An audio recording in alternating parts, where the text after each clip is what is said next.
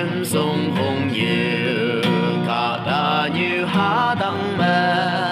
cả hoàng âu ly đầy nè son bu nhi yom ba đến nhi tư man yan lăng say văn đề sa ayan hao yi la ki ta he nang yi lan sab yom na cả hoàng nang li ngai bu ki yom ba nong sa phong chiu yên chiến lâu sang sâu mùi hay man ăn đậm gì yên lạc bên năng cả sao mê dùng lạc chính nè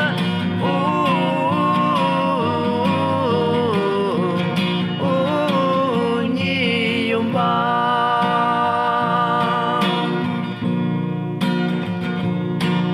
ta he ô ba den nhi sen mang ki ở đây nàng den nhi đông man hang he tai tâm tròn bay nó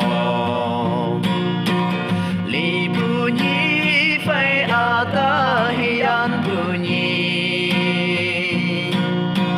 mong chẳng ta sẽ tăng năng ki ô ba ta he den nhi hang cái ye ô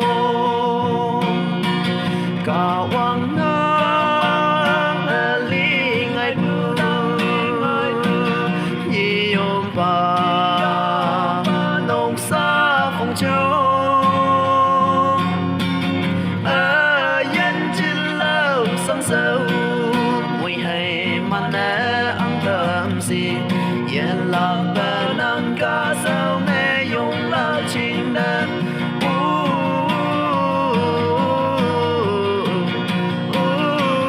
nhi yom ba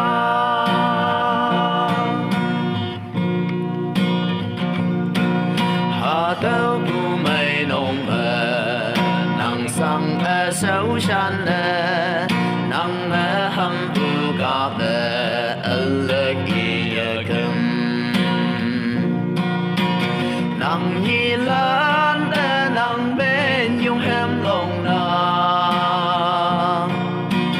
yếm sông hu yếm ha yếm lan đằng ngồi ô ba năng tuy sâu lan men bi yo cả hoàng nang li ngai bu nhi yom ba nong sa phong chiu yên chiến lâu sang sâu mùi hay man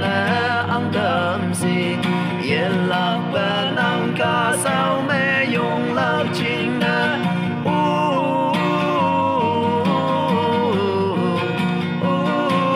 nhi yom ba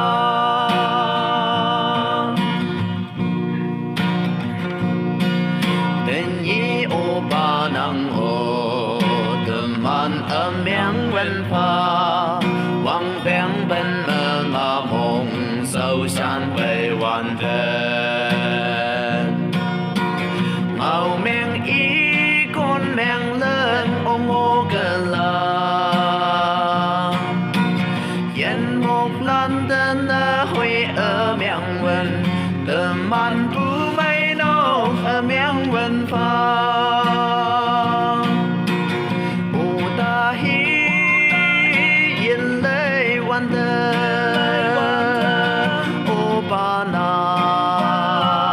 hay tao là khi nàng ngô nàng yom nàng âu từng màn bên sao mê lì lăng tên nhi sắp chẳng sắp ya lang ai bu yang